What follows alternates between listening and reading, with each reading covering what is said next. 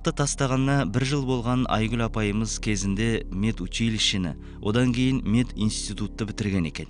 Ең үлкен күнә ол арақ ішуге.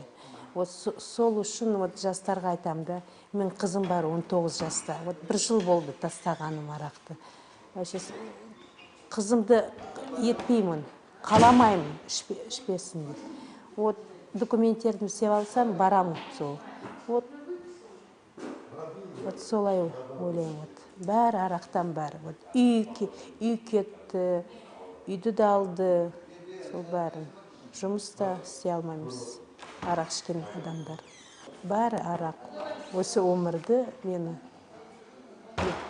бұзған арақ. Әйелдердің психологиясы еркектей болмайды ғой. Олар жылдам кетеді, жылдам. Алкоголик болып кетеді. Да, зависимость солай.